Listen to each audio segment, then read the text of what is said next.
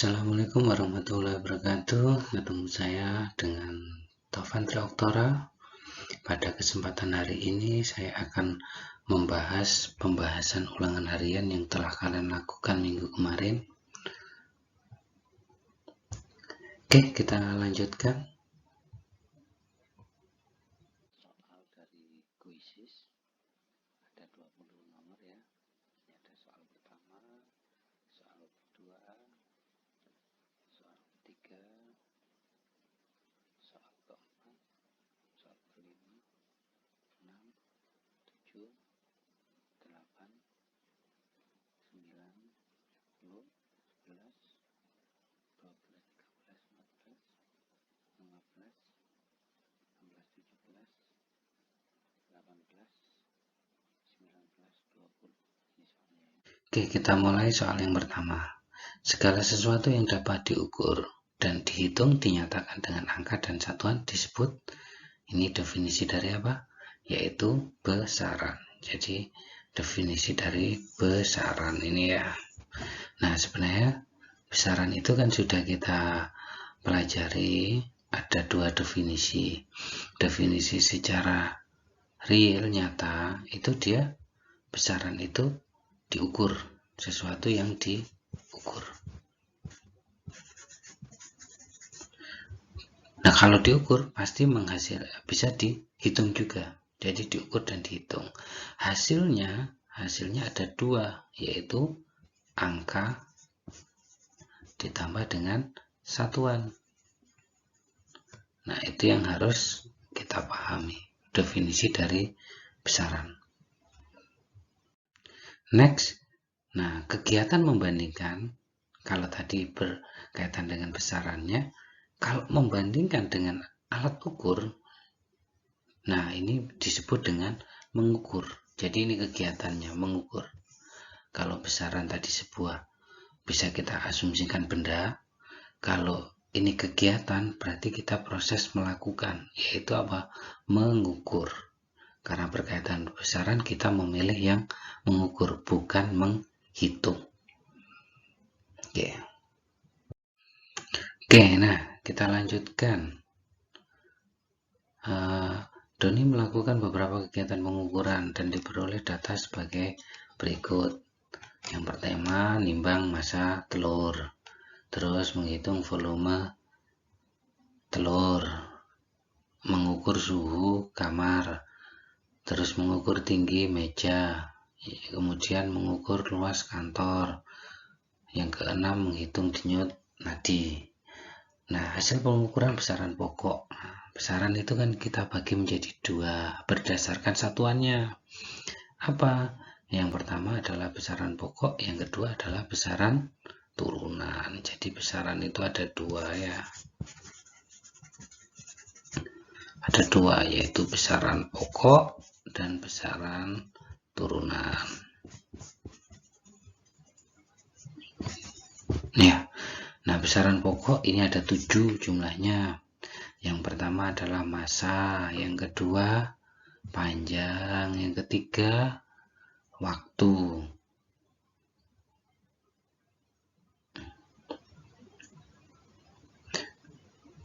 Berarti mana? Ya, massa. Berarti yang nomor 1 ini massa.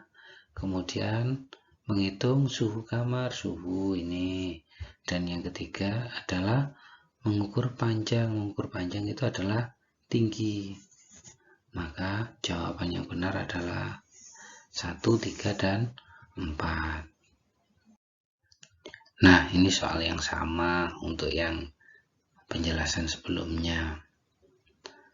Ini besaran pokok yang ditanyakan. Terdapat besaran berikut. Besaran di atas yang merupakan besaran pokok. Sudah jelas besaran pokok itu ada intensitas cahaya, ini pasti. Kemudian berat bukan. Kuat arus. Iya, ini kuat arus. Momentum bukan, kecepatan bukan, gaya bukan. Jadi hanya ada dua, yaitu 2 dan 6. Ini jawaban kita. Oke. Kita lanjutkan soal yang kelima. Perhatikan pasangan besaran berikut. Ada 1, 2, 3, 4 pasangan besar di atas yang memiliki dimensi yang sama. Nah, dimensi yang sama di sini tidak lain adalah memiliki satuan sama. Nah, ini memang harus apa istilahnya kalian belajar lebih karena tidak saya jelaskan. Nah, massa dengan berat. Nah, kita harus tahu yang pertama massa.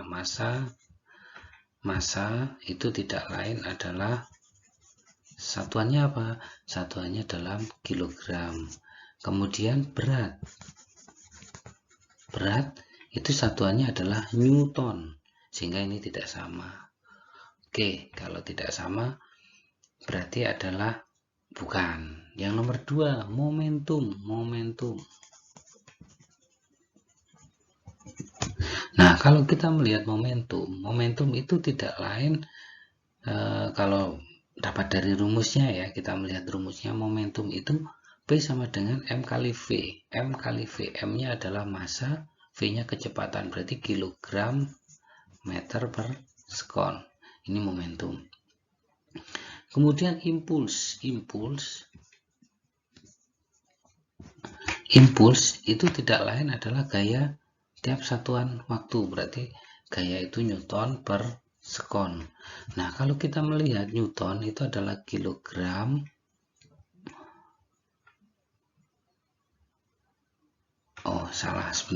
impuls itu gaya kalikan waktu.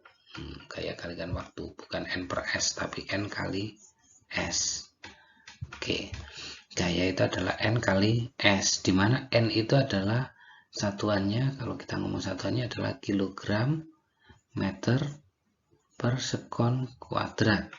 Maka kalau kita kalikan S, kita dapatkan kilogram meter per sekon. Jadi momentum dengan impuls di sini terjadi kesamaan, ada sama. Maka nomor 2 masuk sebagai dimensi yang sama. Kemudian gaya dan berat nomor 3. Gaya satuannya newton, berat juga newton, maka ini juga sama. Kemudian usaha dan gaya. Usaha satuannya, usaha itu tidak lain adalah gaya kalikan waktu, jadi newton kalikan sekon. Bukan kali waktu, tapi kali jarak. Usaha itu adalah rumusnya W sama dengan F kali S. F-nya gaya, S-nya detik, berarti meter. Maka usaha itu adalah newton kali meter. Nah, oke, berarti jawaban yang tepat adalah 2 dan 3. Oke.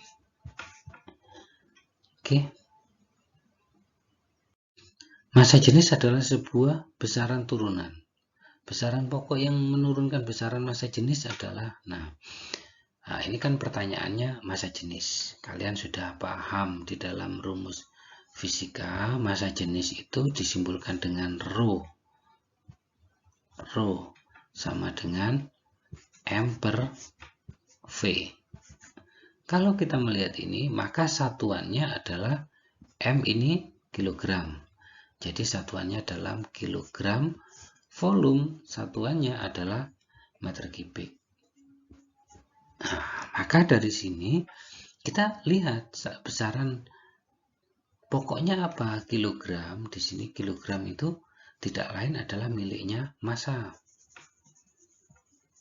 Sedangkan meter kubik ini miliknya volume, tapi kita ambil meternya saja. Meter ini miliknya panjang. Nah, maka kalau ditanya massa jenis dari besaran pokok apa aja? Massa dan panjang, atau panjang dan massa. Oke, kebetulan yang ada ini. Oke, ini berkaitan dengan konversi satuan. Massa jenis air adalah 1 gram per cm kubik. Dalam SI apa? Nah, ingat dalam besaran itu ada istilah SI, sistem internasional, yang cenderung kita mengatakan ada MKS. Jadi ada dua sistem yang kita anut, ada MKS dan yang kedua adalah JKS. MKS. Apa kepanjangannya MKS? Sebenarnya ini adalah singkatan. M-nya itu adalah massa, M ini adalah massa, kemudian K di sini adalah kilogram, kemudian S adalah sekon. Kemudian CGS, di sini CGS, di mana C itu adalah sentimeter, G adalah gram, S-nya adalah sekon. Jadi dua yang kita anut. Nah, kalau kita melihat ini adalah gram per sentimeter kubik, berarti menganut sistem CGS. Oke, kita konversi dari CGS ini menuju ke MKS. Gimana caranya? Oke, 1 gram per sentimeter kubik itu mau kita jadikan dalam kilogram per meter kubik. Nah, caranya gimana? Ya, caranya tinggal kita konversi gram ke kilogram.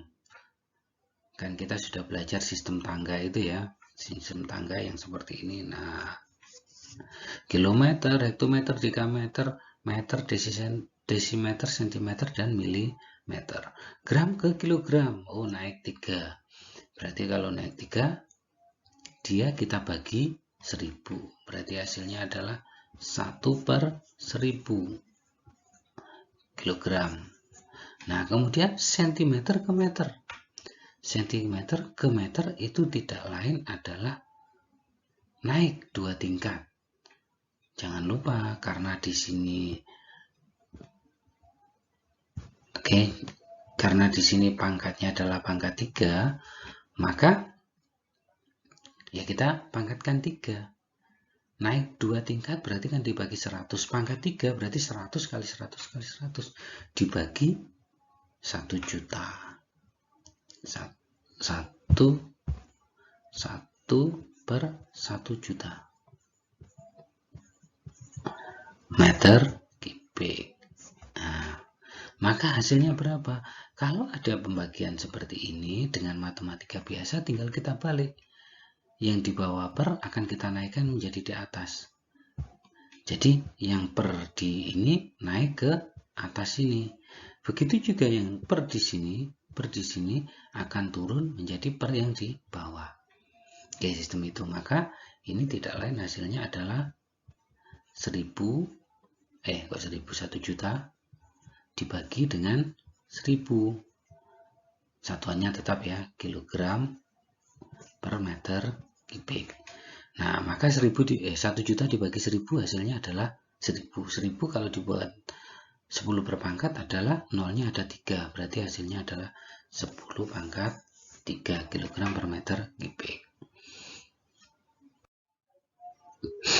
Oke, ini hasil pengukuran tentang jangka sorong. Nah, ini jangka sorongnya ya.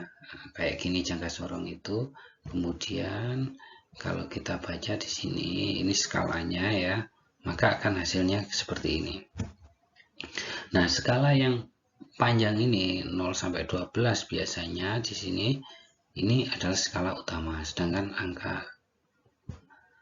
angka yang di sini hanya 0,10 ini kita sebut dengan skala nonius. Jadi nanti yang kita baca adalah skala utama dan skala nonius. Ya, untuk skala utama kita lihat dari skala nonius itu angka 0, kita lihat sebelah kirinya itu angka berapa. Oke.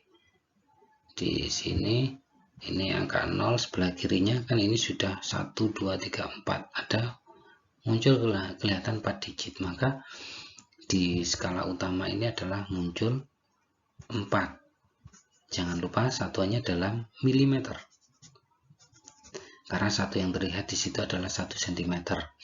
Kemudian di skala nonius, kalau kita melihat sesama, karena ya mohon maaf untuk yang agak rabun, artinya melihat ini agak susah, maka sebenarnya yang kelihatan berimpit itu adalah di sini. Angka 0, 1 ini yang agak berimpit, maka kita ambil yang berimpitnya adalah angka 1 yang di bawah, maksudnya 1 yang di nonius, maka ini adalah 0,1 hasilnya 0,1 mm. Kalau kita jumlahkan menghasilkan 4,1 mm, maka kita dapatkan 4,1 mm. Nah, kalau ini agak lebih jelas ya, agak lebih jelas gambarnya karena langsung menuju pada skalanya. Kalau tadi kena jangka sorongnya, akhirnya gambarnya kecil banget. Nah, kita lihat di sini angka ini ada dua tadi ya, ada skala utama dan skala Nonius.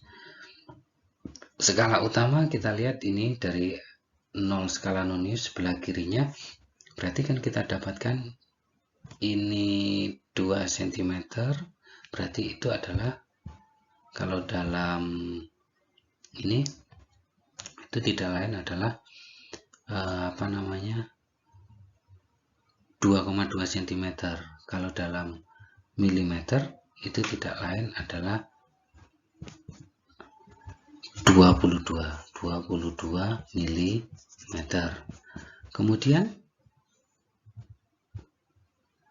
Kemudian skala Noniusnya ini kita lihat mana yang paling berimpit ini.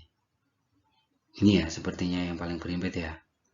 Berarti ini angka 8. Ya, 8 ya. Oke, maka kita dapatkan hasilnya adalah 0,8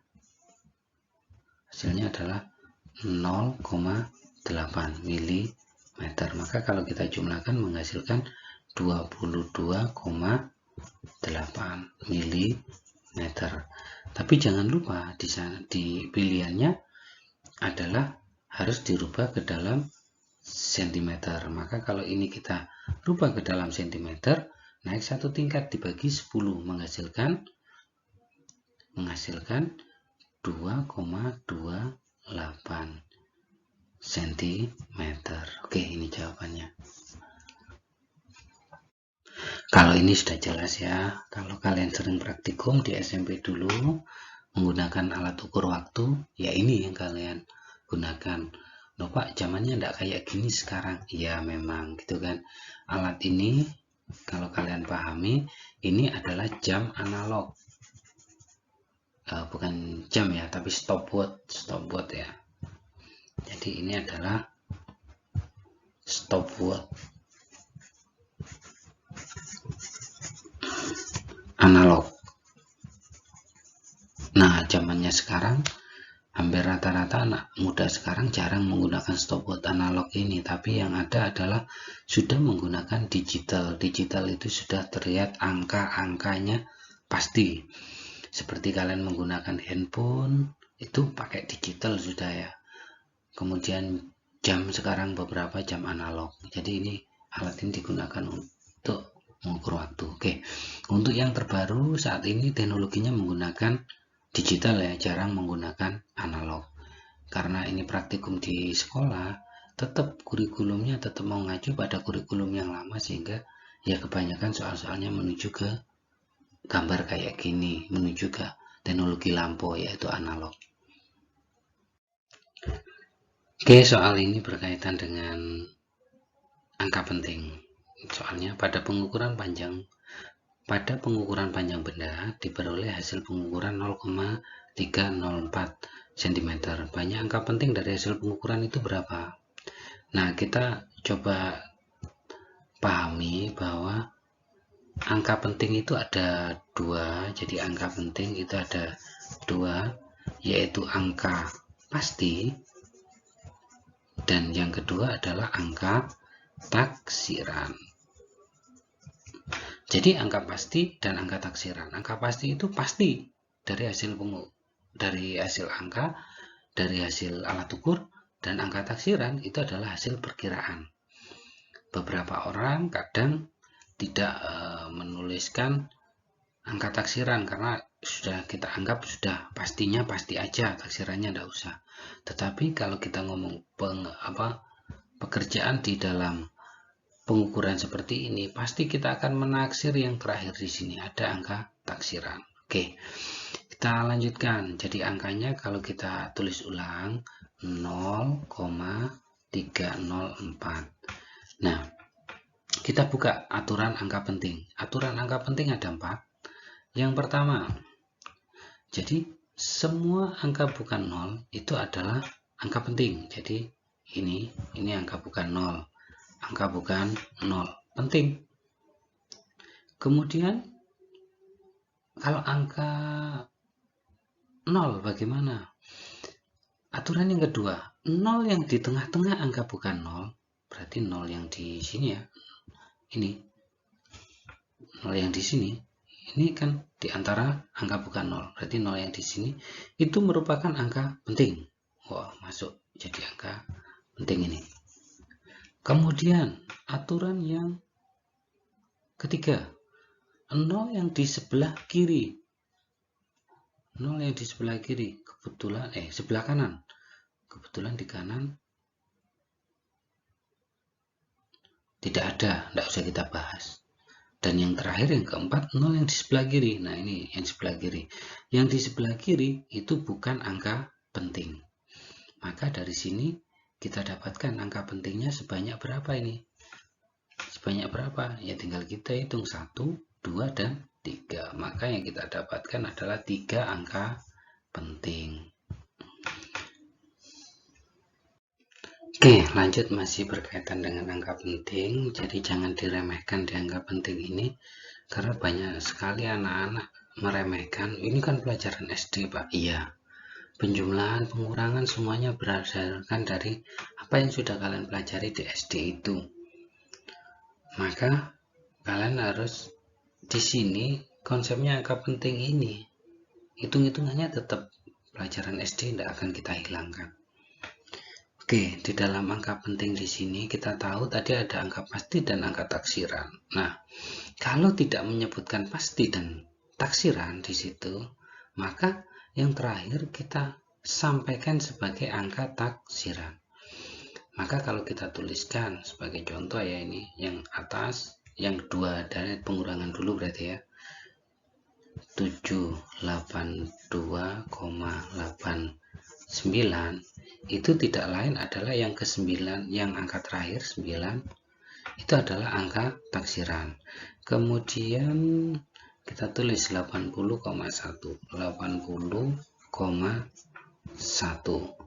Ini angka taksiran ya. Ini angka taksiran. Kalau kita kurangi menghasilkan 9, tetap ya. 8 dikurangi 1, 7. 2 kurangi 0, 2, 8 kurangi 8, 0, 7 kurangi, tidak ada, ya 7.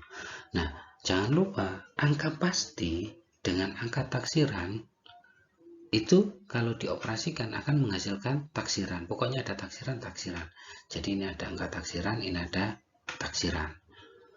Oke, kita operasikan dengan yang ketiga. Yang ketiga adalah kita tambahkan 7,899, kita tambahkan 9 tambah 0. Nah, ini kan taksiran. 9 tambah 9 8, 1 tambah 7 tambah 8 16, 6, 1 ya. 1 tambah 7 tambah 1 tambah 2 tambah 7 10. Berarti ini hasilnya. Jangan lupa taksiran dioperasikan dengan taksiran akan taksiran. Taksiran dengan angka pasti taksiran. Ini berarti 9 taksiran, ini juga taksiran.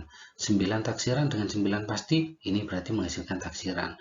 7 taksiran dengan 8 pasti menghasilkan ini taksiran. Nah, sudah saya jelaskan bahwa angka taksiran itu boleh hanya ada 1. Jadi di sini ini tidak boleh ada 3 kayak gini. Berarti kita harus menuliskan hanya ada 1. Kalau ada 1 berarti ya cukup sampai di sini. Ini batasnya. Yang ke sini dihapus. Nah, kalau mau menghapus ini terjadilah proses pembulatan.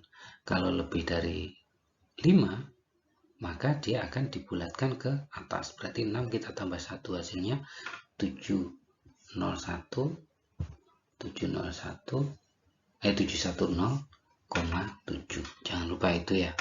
Jadi dari aturan angka penting penjumlahan, pokoknya pasti dijumlahkan dengan taksiran menghasilkan taksiran. Taksiran dengan taksiran menghasilkan taksiran. Yang pasti ya pasti-pastilah gitu kan. Oke, itu tentang angka penting, jadi perlu dipahami. Agak ribet di situ dan banyak yang tidak paham. Ini juga berkaitan dengan angka penting ya. Jadi dalam perkalian angka penting, ini kalau saya tuliskan 152,23 dikali 2,7. Nah, ini pasti akan menghasilkan, kalau kita kalikan, hasilnya adalah 41,121. Tapi karena ini materi kita berkaitan dengan angka penting, maka di dalam operasi angka penting kan ada dua, pasti dan taksiran. Yang hanya menghasilkan angka pasti itu tidak lain adalah pasti dengan pasti. Maka dari hasil pengukuran ini kita coba uraikan, kita susun kalau mau. Tapi kalau enggak ya kita pakai cara cepatnya. Di sini, nah di sini itu ada 4 angka penting. Sedangkan yang di sini ada 2 angka penting. Maka dalam perkalian angka penting kalikan angka penting seperti ini, kita cari hasilnya adalah menghasilkan angka penting yang paling sedikit. Di sini ada 4, di sini ada 2. Maka yang tersedikit, paling sedikit berapa? 4 dengan 2? Ya 2, Pak. Berarti maka hasil ini harus kita jadikan menjadi 2 angka penting. Kalau menghasilkan 2 angka penting, secara otomatis kita ambil depan-depannya aja. Kalau depan-depannya ya ini, maka kita lakukan pembulatan. Di sini saja kita lakukan pembulatan. Ya Pak, yang di sini adalah kita hapus. Pembulatan maka hasilnya berapa? Ya tidak usah ditanya, kalau pembulatan hasilnya ini ya pasti 41 hasilnya ya. Ini 41. Hasilnya adalah 41.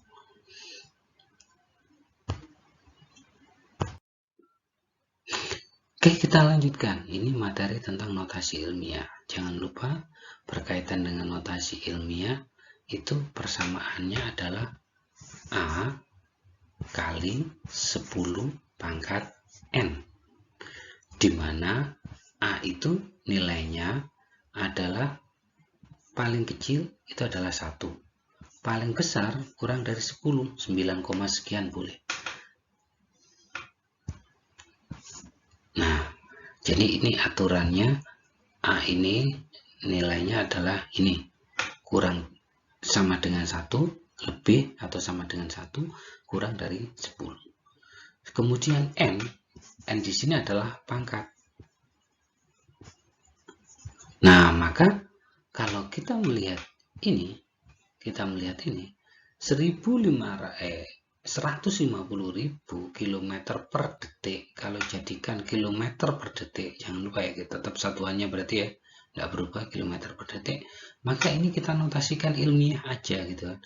Nah, maka kalau kita lihat angkanya 150.123, kan koma sebenarnya ada di sini kan. Nah, kita mau membentuk angka menjadi lebih dari 1 atau sama dengan 1, kurang dari 10, maka koma akan kita rubah ke sini. Kalau kita lihat lompat berapa? 1, 2, 3, 4, 5. Jadi dia bergeser 5 ke kiri. Maka kalau bergeser 5 ke kiri artinya kan dikali. Menjadi hasilnya 1,5 kali 10 pangkat. Tadi berapa lompatnya? 5. Sudah selesai. Oke, kita lanjutkan. Untuk ini berkaitan dengan angka penting juga. Kalau angka penting yang ini, ya sudah, tidak usah dibahas. Oke, di sini ada 3 angka penting ya. Di sini ada 2 angka penting, maka hasilnya harus 2 angka penting. Dari sini yang menghasilkan 2 angka penting hanya ada ini saja, maka hasilnya ini. Tidak usah kita hitung sudah. Karena sudah ketemu jawabannya di sini ya. Ada 2 angka penting, hanya ini, yang lain ini 3, ini 3 angka penting, ini juga 3 angka penting. Lanjut, ini notasi ilmiah sama dengan yang tadi. notasi ilmiah ini, maka kita akan merubah angka ini menjadi angka kurang dari 10, tapi tidak boleh kurang dari 1 atau sama dengan 1. Maka hasilnya pasti 1, sekian-sekian. 1, sekian-sekian. Nah, oke, kita tulis, coba kita tulis 0,1231676 maka kita pindah komanya ke sini ya, maka 1 2 3 4 ya, 4 pindahnya, maka hasilnya adalah 1,6763 kali 10 pangkat 1 2 3 4. Ada 4 ya bergesernya, maka karena ke kanan maka dia minus, kalau ke kiri plus. Nah, ini berapa hasilnya? Nah, biasanya notasi ilmiah itu cukup 2 digit aja, 2 angka di belakang koma, sisanya ini dihapus. Maka hasilnya ya ini, sampai 7 di batas ini. Karena ini lebih dari 5, yang di sini lebih dari 5, maka ini ditambah 1. Maka hasilnya adalah 1,68 kali 10 pangkat min 4. Ini hasilnya ya.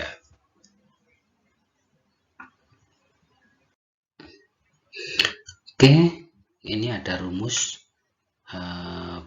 P sama dengan C1 ditambah R pangkat T.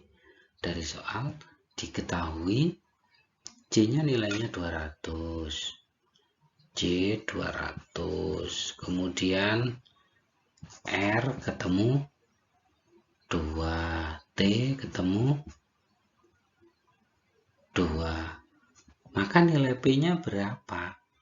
Masukkan aja P sama dengan 200 buka kurung 1 ditambah 2 pangkat 2. Jangan lupa dalam pekerjaan ini kurungnya dikerjakan dulu, berarti 200 kali 1 tambah 2 3 pangkat 2, berarti hasilnya 9 ya, ini kali 200 menghasilkan 1800. Ini kalau jadikan notasi ilmiah ya gampang, 1,8 kali 10 pangkat 3 karena 1000. Oke, ini berkaitan dengan kesalahan pengukuran. Jadi kesalahan pengukuran itu banyak, ada faktor manusia, ada faktor alat, dan beberapa faktor keadaan alam. Nah, untuk yang ini karena posisi mata berarti kesalahan manusianya. Karena manusia kesalahan melihat, membaca, atau tidak tegak lurus, ini kita selalu menyebutnya adalah paralaks. Kalau berkaitan dengan alat, biasanya adalah kesalahannya adalah kesalahan acak, itu kalau berkaitan dengan alat acak dan titik nol. Nah, kemudian atau kalibrasi, ini berkaitan dengan titik nol, ini kalibrasi ya. Jadi paralaks ini berkaitan dengan cara membaca. Kebetulan soalnya ganda multiple double dengan soal tadi, cuma beda cara membacanya aja, cara membuat kalimat aja. Sebenarnya jawabannya sama, tetap kesalahan paralaks ini ya. Jadi tidak perlu saya diskusikan lagi ini. Oke, lanjut yang terakhir. Dua buah vektor satu titik tangkap dengan besar yang sama, saling mengapit dengan sudut 60 derajat. Jika resultan kedua vektor tersebut, ini harusnya ada angkanya ini, resultan kedua vektor ini, maka besar masing-masing vektor adalah, nah ini kita tidak bisa mengerjakan kalau kayak gini. Kenapa? Ya karena tidak ada angkanya. Seandainya sudah saya tidak mengacu pada kunci jawaban ini, seandainya sudah, kalau seandainya di sini resultannya sebesar 10 misalkan ya, jadi resultannya 10, maka besar masing-masing vektornya berapa? Nah, ini harus kita kita kerjakan. Jadi jika resultannya diketahui R sama dengan 10, ini misal aja ya, jangan dibuat patokan di soal ini karena soalnya salah ini. Kemudian alfa sama dengan 60 derajat. Terus diketahui F1 ternyata sama dengan F2. 2 atau sama dengan F. Kemudian ditanyakan berapa ini F. Nah, gini ya. Maka kita kerjakan dengan persamaan R sama dengan akar F1 kuadrat ditambah F2 kuadrat ditambah 2 kali F1 F2 2 kali F1 kali F2 cos alfa ya. Maka ditanyakan berapa F-nya. Nah, kita hitung ini R-nya sudah ketemu 10 sama dengan akar F kuadrat tambah F kuadrat ditambah 2 kali F kuadrat kali cos 30. Cos 30 nya adalah setengah. Setengah kali setengah habis. Maka 10 sama dengan akar dari F kuadrat tambah F kuadrat tambah F kuadrat. Berarti 3 F kuadrat. Paham ya? Oke, tadi kita dapatkan 10 sama dengan akar dari 3F kuadrat. Nah, kalau ini kita akar, maka 10 menghasilkan akar 3 kali F. Maka kita dapatkan yang ini pindah ruas ke kiri menjadi 10 per akar 3 sama dengan F. Atau F sama dengan 10 per akar 3. Kita gunakan ilmu matematika. Jadi tidak boleh ada per akar, maka kita rasionalkan penyebut kalikan akar 3 per akar 3. Hasilnya 10 akar 3 kali akar 3 adalah 3. Akar 3 yang di atas tetap. Nah, ini hasilnya adalah 10 per 3 akar 3. Ini hasil dari pekerjaan. Oke, itu yang sudah kita pahami untuk mendapatkan nilai F dari soal vektor itu. Ya, begini cara. Oke, demikian pembelajaran kita, pembahasan kita tentang ulangan harian. Kurang lebihnya saya mohon maaf, saya akhiri. Assalamualaikum warahmatullahi wabarakatuh.